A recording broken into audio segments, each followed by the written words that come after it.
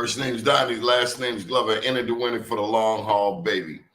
Welcome to the New Life Recovery Show, where if I think better, I do better. We have a very special guest and a very special topic today. Attorney Bob Dashiell. How are you, sir? Good morning. Good morning, Donnie. How are you? You know, I can say yesterday I had a chance, or last night, I had a chance to do something I've never done before. I was with my son and my brother at the same time. Yeah. Where was this? We stopped by my brother's house. You know how sometimes those family relationships get a little distant over time. I think I know a little bit about that. My brother's wife, they've been married 55 years. She hasn't seen my son since my father passed in 2003. Now, my brother hasn't seen him in maybe 12 years or so. And as I'm sitting there with essentially 3 generations of my bloodline, one older, one younger, I couldn't be anything but grateful. That's really where my spirit was. And that's where my big brother was. He's I guess he's about 75 now, 76.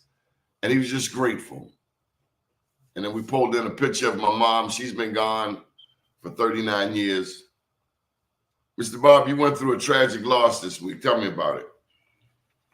Yeah, I guess it was the day before yesterday. I got a call in the evening from one of my 2 remaining brothers in North Carolina to tell me that our youngest nephew had been shot and killed down in Salisbury, Maryland.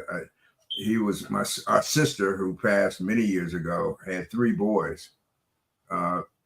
One passed years ago from the complications from HIV, and her youngest son, Kevin, was the one that was killed a couple of days ago. He was 31 years old.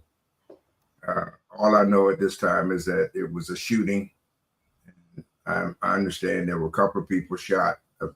Apparently, he was the only fatality, but I don't really know any circumstances relating to the event. The greatest tragedy, or a greater tragedy for me, is that he never really had a chance to live, and he didn't live long enough to comprehend the fact that there was a much different world available for him than the one that he felt resigned to. So it's a tragic thing. You know, my son is 28. He grew up here in Sandtown. And I understand what our young men go through. You understand. Yes. I mean, you're from Salisbury, and then you came to Baltimore City, and you understand the transition.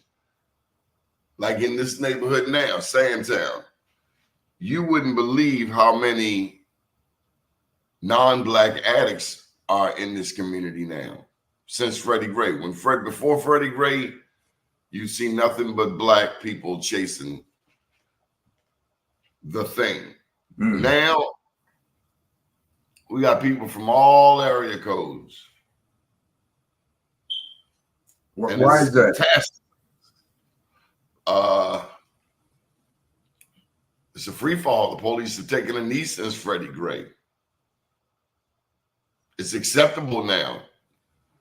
There was a time when white addicts, quite honestly, paid Black addicts to go and get the stuff and bring it back to their car. Now, the white addicts have taken up shop, squatting even. There are no rules. And it's a whole different culture. People shoot dope in broad daylight on the playground where kids are. There's no rules. You think that situation exists only in Sandtown, or no, all over. Oh, Okay. But it starts Baltimore sets the tone. East Baltimore, West Baltimore. I remember a time, if I went to South Baltimore, I was 10, 11 years old, you get chased out of there.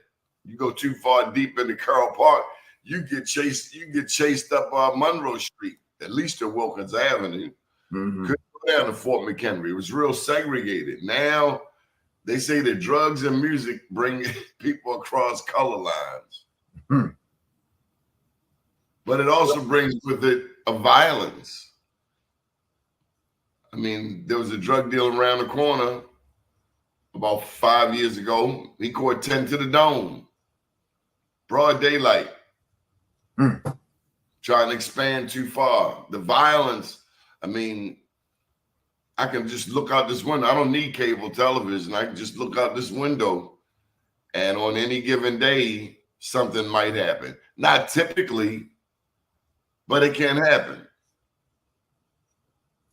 I sense a feeling of a look of hopelessness and helplessness in many parts of our community, and which to my mind reflects a real lack of leadership. Not, I don't mean necessarily political leadership. I'm also talking about moral leadership. People that not only not only do many people feel that they have nothing to look forward to, but even worse, they have no one to look up to. And so they go in whatever direction appears. It's like water. You follow the course of least resistance. You know, one thing that I'm learning and have learned, especially in the 22 years since I was in the streets chasing the dope and the coke, is that you need a support system. Yeah. I shared with you how my mom passed back in '85. I'll never forget some words she said. You know how the ancestors would drop those jewels on you. Yeah. Especially when you're being bad. Yeah. She said, "You're gonna miss me when I'm gone." Yeah. Truer words were never spoken. And I guess the big lesson in that was to remember the things she taught me, like God don't like ugly and care less for beauty. And two wrongs don't make a right. And you make your bed hard, you're gonna have to lay in it. Yeah. And if you don't start it, you won't have it to stop. Oh yeah. Those were the gems. She said, "You don't appreciate shit." Yeah. Yeah. And I've since learned that if you give me a cup of water, if you let me over, if you open the door for me, thank you. Kind of what grandma said, use your manners. We don't even use manners anymore, Mr. Bob. No. Please, thank you. If you let me over the lane, I swear to beans, you give me a minute to get my bearings, I'm going to roll that window down and give you the peace sign, because you didn't have to do it. Right. And that's what I think people see in this election, or some people see, because there seems to be a divide. There seems to be the human, and there seems to be the animalistic. And yes, I think Trump's people are animalistic.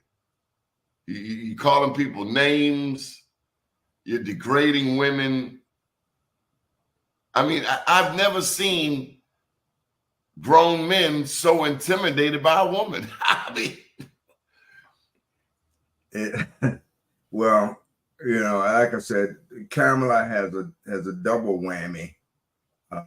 In addition to being Black, she also is female, and so you got the misogyny thing going on, in addition to the racial thing going on, and the opponents of humanity all have congregated and assembled together under the Trump banner, and nobody calls them out for that. I mean, and that bothers me, and that lack of testicular fortitude, and women can have testicular fortitude. They don't have testicles, but they can have testicular fortitude, In fact, in our community, the black women seem to have more of it than black men, to be quite honest. I'm glad somebody finally said it.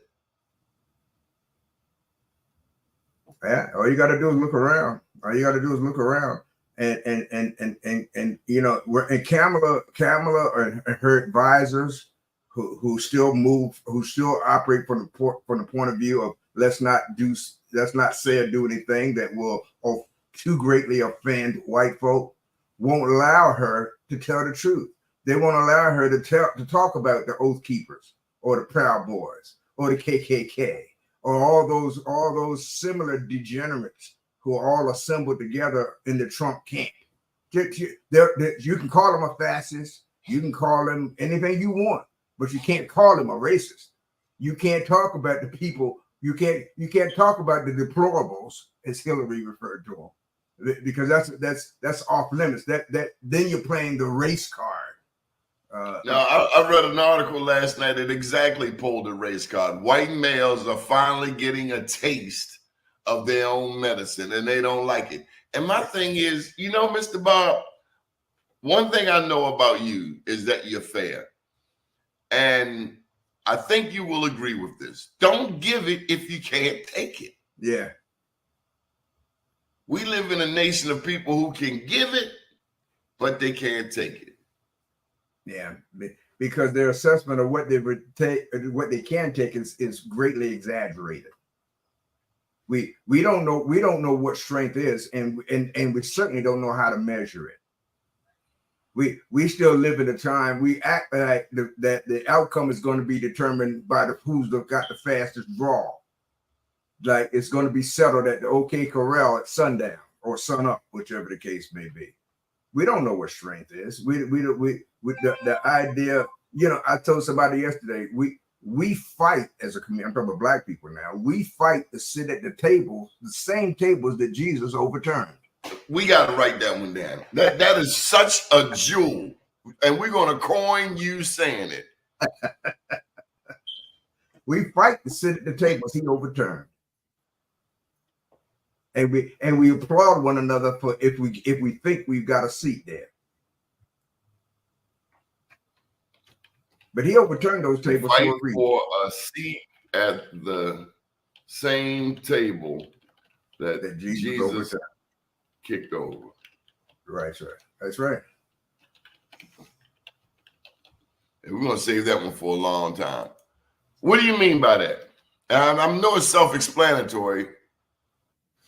We in our desire for acceptance within a community that we think that is in control, rightly in control of everything, we are willing to do what we believe we see them doing to achieve what we believe they have achieved. So we pass laws that would require white companies to have somebody that looks like us sitting at their board table, as though sitting at their board table was a sign of accomplishment or a sign of progress or a sign of acceptance. But the minute you fashion your goal, your ambition with the premise that somebody else must accept you, you've already lost the race. The minute you let somebody else tell you what the rules are, you mostly are sure you can't win. Because if you get close, they're gonna raise the bar. If you get close, they're gonna make sure that no more than one or two of you can get through at a time, if at all. The fact of the matter is that it all stems from, Donnie, the fact that there are many people, white people, not all, many people who still are in denial of our humanity. They are in denial of the fact that God did not create equality among his children. God didn't create black or white. He created color because he loved the rainbow. But he didn't make one color superior to the other. We did that. And we have, unfortunately, for black people, we have accepted it. We'll go by whatever name somebody else calls us. You're going to call us Negro, we'll be Negroes. You want to call us people of color, we'll be people of color. You want to call us African American? We'll even be African American. Forget about the white man from South Africa who becomes an American citizen. What is he? Isn't he an African American? Right. So we've given up the right to define ourselves and to align ourselves with our own Creator, and that's what Grandma kept. Grandma kept her hand on the rock. Grandma knew the rock. And we've abandoned grandma. Well, we got too many grandmas today down at Maryland Live. We got too many grandmas still catching the bus down at Mondawmin on the way to Atlantic City or wherever you go. I maybe out to Harford County. I don't really know. But the grandmas of our generation, of your generation, our grandmas had their hands on the rock, and we've left them sitting there, and they're groaning daily. My grandma, man, I think about it. I think about Grandma Flossie. You remember that song? Bill Withers sang it. Grandma's hands. Yeah, then Gil Scott sang it. Yeah. Grandma's, man, I think of that song. I think of my Grandma Flossie.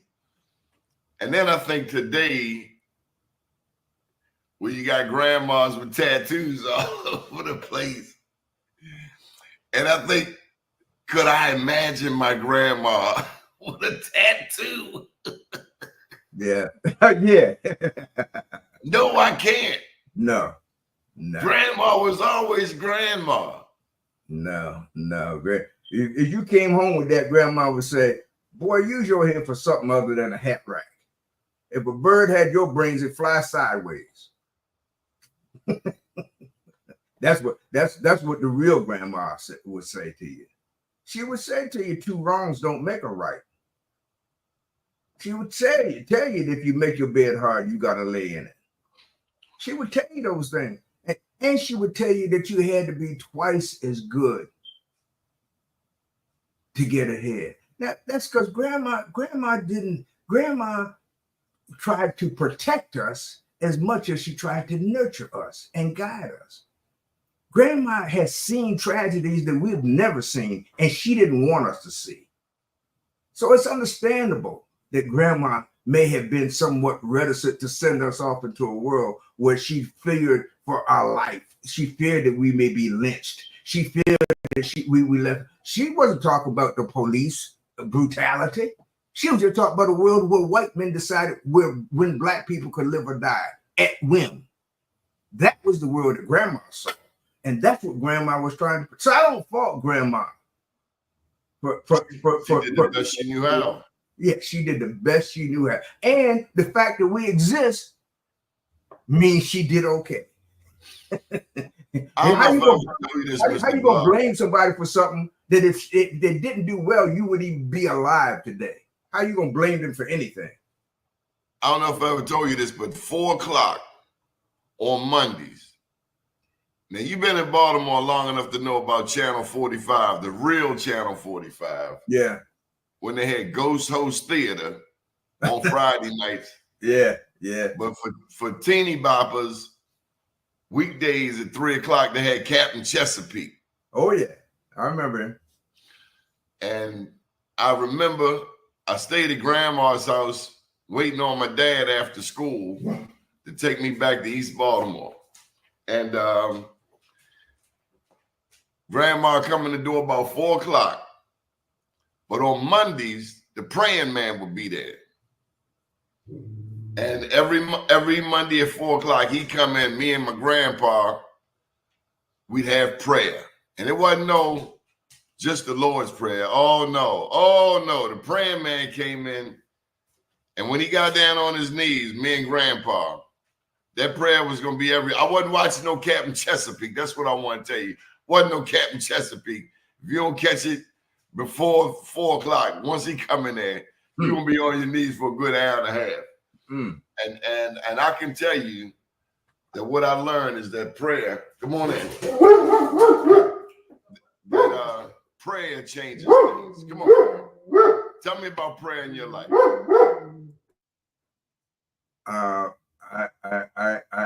The thing that I could tell you first is that I haven't done enough of it. because what prayer does, one of the things that prayer does is remind us who's in charge. And one of the things my grandmother used to say, sometimes we get too big for our britches. Yeah. She would put it this way, boy, you must be smelling yourself today.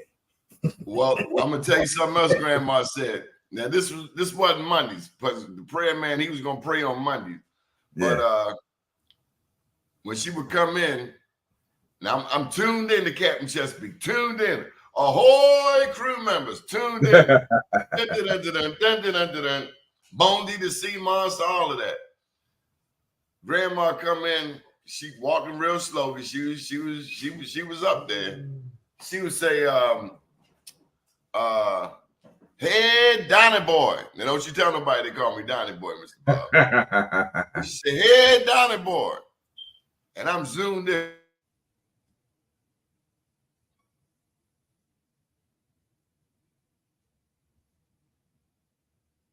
I lost you.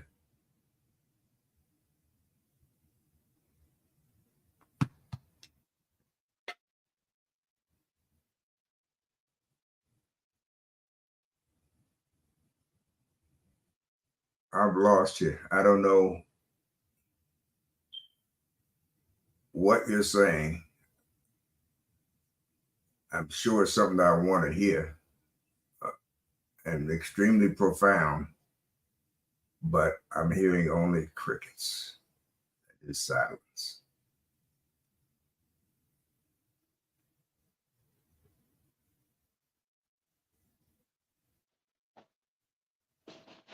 Okay, you still there, Mr. Bob? Yep, you're back now. Okay. Yeah, I gotta get changes for Verizon.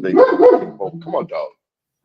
Well, anyway, she said if you don't speak, you don't eat. That's the bottom line. She said if you don't speak, you don't eat. And I'll never forget that lesson from Grandma. Speak. You better say it even. She get in that kitchen, start cooking up. She said, all right. She go in the kitchen and she started cooking, and man, I tell you, that rice and them pork chops, because you know that was before we learned about Islam. We was eating that pork chops and whatever Grandma put in that pot. You wasn't saying no salam alaikum. He was just trying to get with that dinner that Grandma was cooking. I'm just telling you the truth, Mr. Bob. You know, but I go in the kitchen, mosey on in the kitchen. Good evening, and she said, "Oh, you can speak now."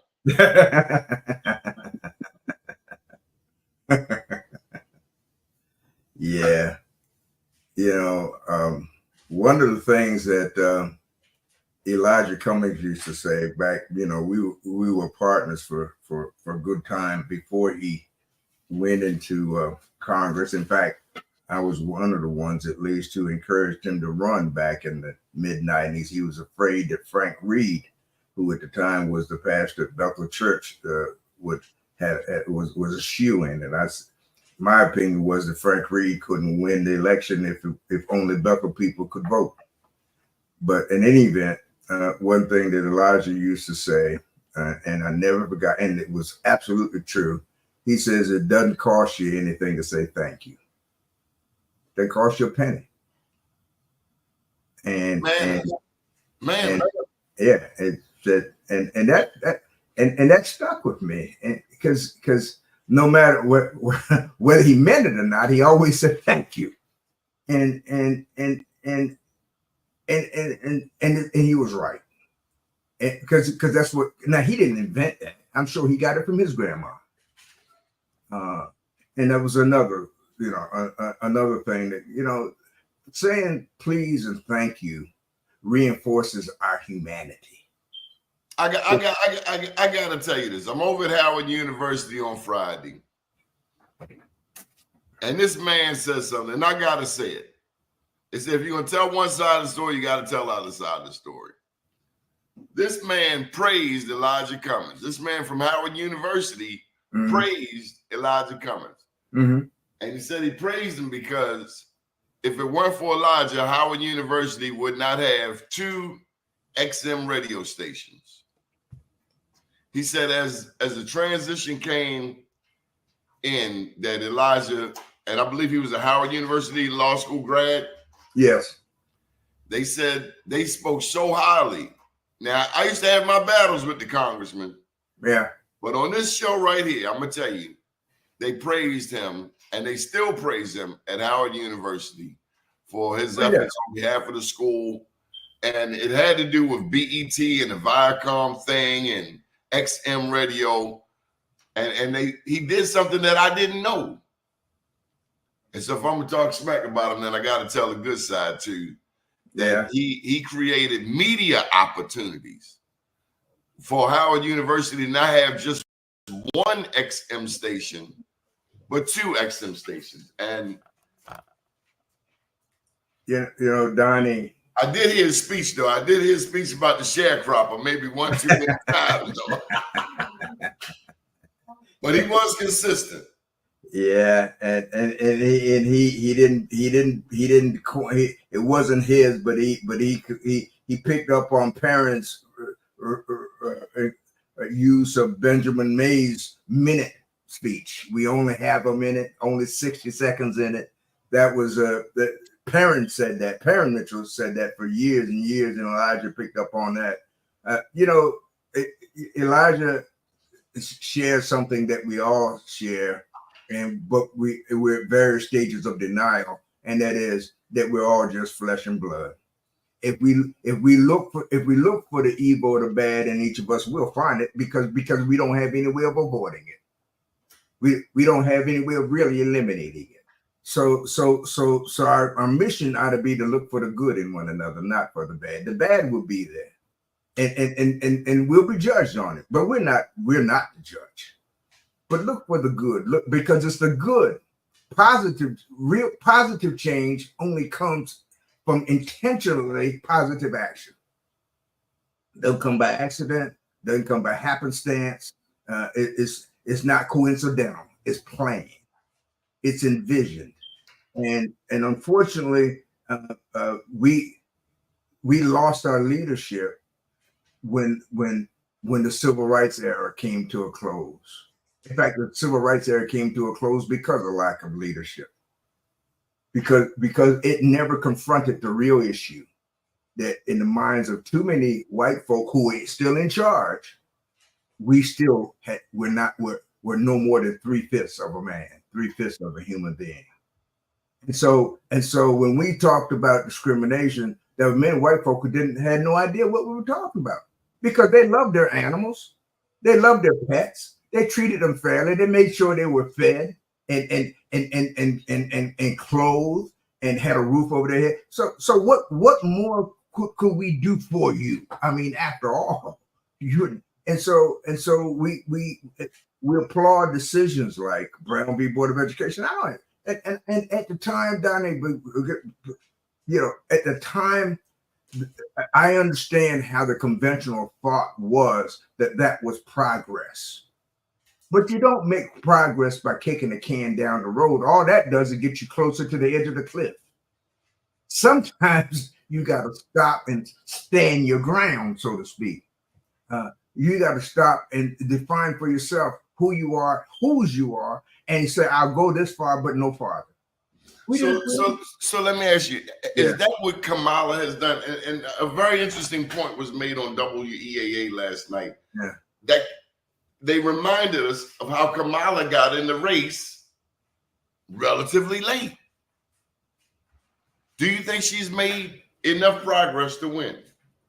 You think Biden passed off the ball soon enough? Or did he do the Lamar Jackson fake handoff and hold the ball too long? I think Kamala has had enough time to show us who she is and where she would draw the line. And I personally, I don't like what I've seen.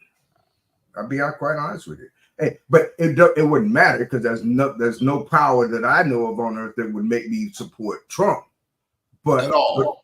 It wouldn't matter. Mickey Mouse, Captain Kangaroo, Captain Chesapeake could be running, But now looking at Kamala, apart from who she's running against, looking at her individually, she's not drawn the line where I think it ought to be drawn. She's not stood up for righteousness. She has not stood up for humanity. And you blame her handlers? Her handlers. I assume she's taking advice maybe from her brother-in-law, maybe from other people. But she is not called, she's not called a spade a spade. She's not done that. And because she hasn't done that, I think she's going to leave way too many black folks sitting on the arm of the chair on election day or during the early voting period, or not even open the mail to consider mailing in a ballot.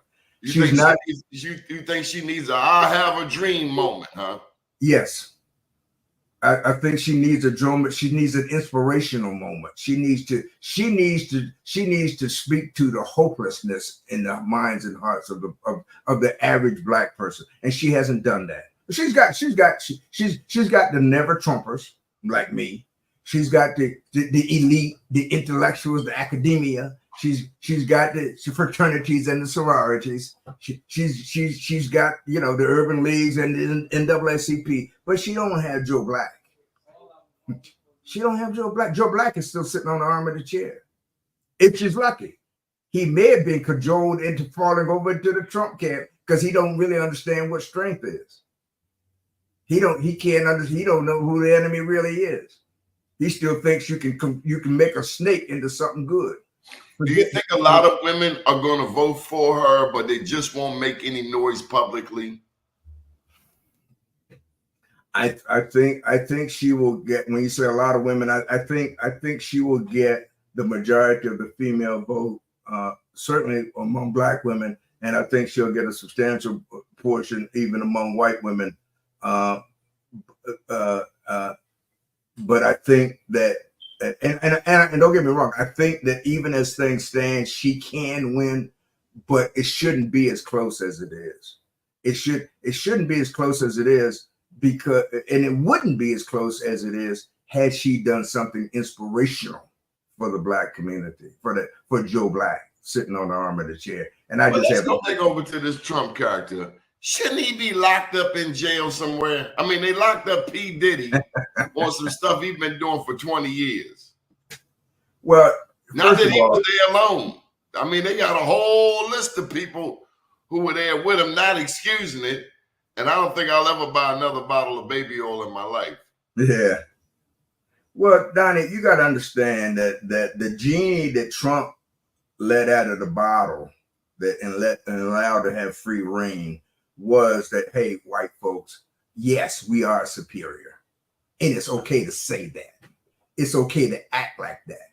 It's okay to reaffirm that. It's okay to reestablish that in the minds and hearts of everybody. And that is why ultimately the media has been on Trump's side from day one. They know he'll say or do anything. They know that his goal is just to accumulate power like he can anything else. They know he's transactional. They know he has no permanent friends. They know that that his mind is all about what you did, not what you did for me yesterday, but what you can do for me today, and more importantly, what you offer me right now. And start the conversation by kissing the ring. But they know all of these things about him. They've known him for years. They knew his father. But they also know that the fundamental principle that he says is okay, that reaffirms, is that white people are in charge because they're supposed to be. And this manifest destiny thing. This Judge Taney 3/5 of a human being thing. That's exactly right. That unfortunately, even the so-called liberal whites believe in that. They don't express it the way they don't say it. They're not gonna call Puerto Rico a floating garbage island. They're not gonna say that Latinos. Hold up. I thought Puerto Rico was the part of the United States. Well, it and I know you're being. Of course, this is U.S. time. And if you're Puerto Rican and live in the United States, you can't vote, but not if you live in Puerto Rico. The Puerto Ricans who live in Puerto Rico can't vote, but the Puerto Ricans who live in the United States can vote. My grandfather was from Puerto Rico on my mother's side. Yeah, I mean, so but everybody knows it's a floating garbage island. I mean, come on, everybody knows that Latinos love making babies because they love coming inside, just like they love coming into our country. Everybody knows that all black people eat watermelon. That ain't no secret. White people eat watermelon. White people eat. I see white people eating raw farm chicken just like everybody else. And we live in a time when truth doesn't matter. What did Kellyanne Conway say? You know, truth is not really the truth, or truth is not always the truth, or there can be an alternative truth. Or Rudy Giuliani, who's now I don't know, maybe he's living in somebody else's car because they took his car, they took his condo in New York. He still got the one in Florida. But Giuliani said the truth isn't always true. Well, it's not what is. But people grasp hold of that, not because they believe it, but because it makes them feel good. Everybody's moved by their emotions, Donnie. And once you start thinking, see, your heart is good, but your heart wasn't designed to think. That's not where. But we using the wrong organs for the wrong things. We move by emotions and not by intelligence. How do you make it through a week? You know, having experienced such a tragic loss in the middle of a heated election. How do you make it through? What do you cling to in times like this? I always remember and try to never forget what it feels like to be down, and how you get up. What I cling to is the faith and hope that God is in charge. And that I have to live like that one day at a time.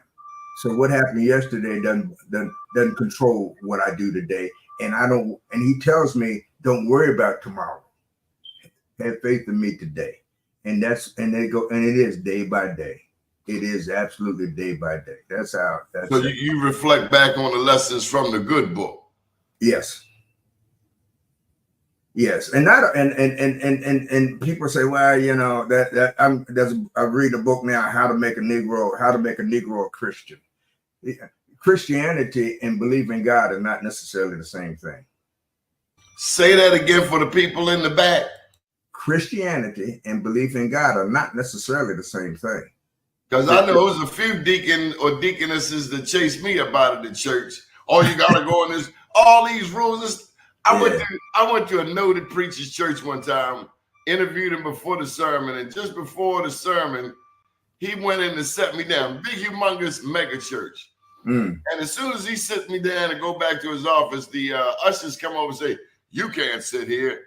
And I ended up leaving. And I was like, how many church people chase people out of church? Yeah. And you know that we got a lot of pimps in the pulpit. You know that. It used to be our solace, because that was how we maintained the connection with grandma. Because grandma, and like Bill Withers said, in grandma's hands, what grandma woke me up on Sunday morning. I said, I don't care what you at church on Sunday morning. That's right. You go where you want to on Saturday night, but Sunday morning, you live in this house, you go into church. Played the tambourine so well. That's exactly right. And we get a time when everything is for sale, including the pulpit.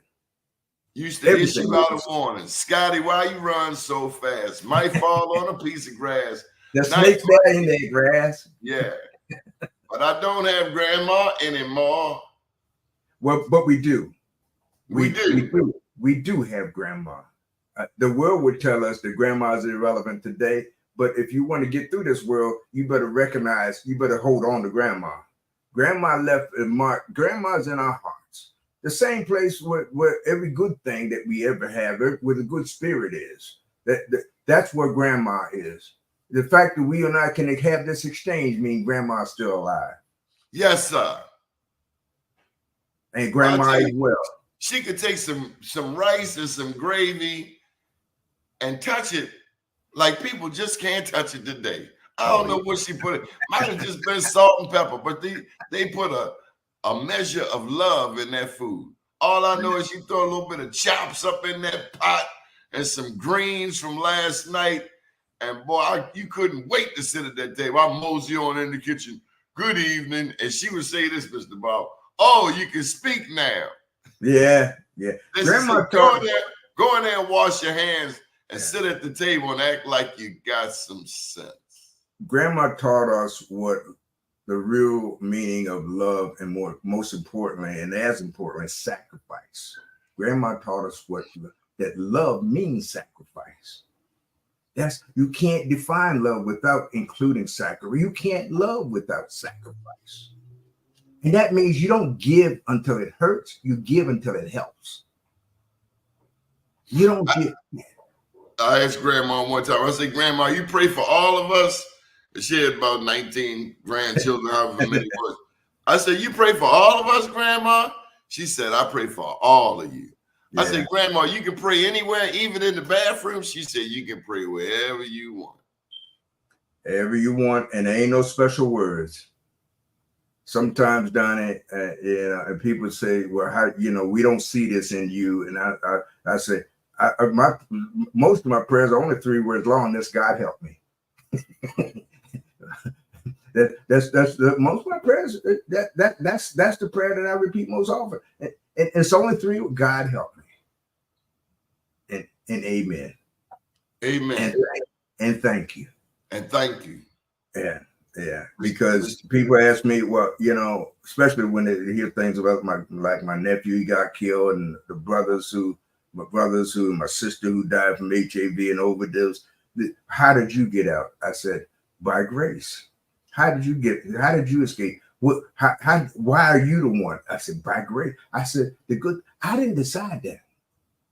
That wasn't my decision. Because we did everything to mess it up, didn't we? I did. I did and still do. See, and the same grace is still sufficient.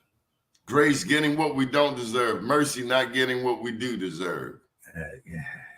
Absolutely. So we don't want justice. We want mercy. We need mercy. And grace is the vehicle that delivers it to us. But if we got justice, we wouldn't be having this conversation, because we wouldn't be. I don't know about you. I can't speak for you. Oh, Mr. Bob, I done messed up so many times. But they say fall down 7 times, get up 8. And they say, how many times must I forgive my brother? 7 times 70. 7 times 70. That means more times, as many times as you can count. As many times as forgiveness is necessary, because I forgave you for all of your sins. Now, the ones that they haven't even committed yet. How do you know? Because I know you. I made you. I know what you're going to do. And that kind of faith, that kind of hope, that kind of all righty.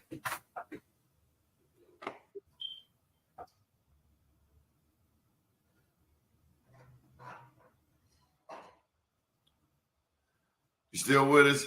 Yeah, I don't know what happened to. Did I hit something? No, everything is fine.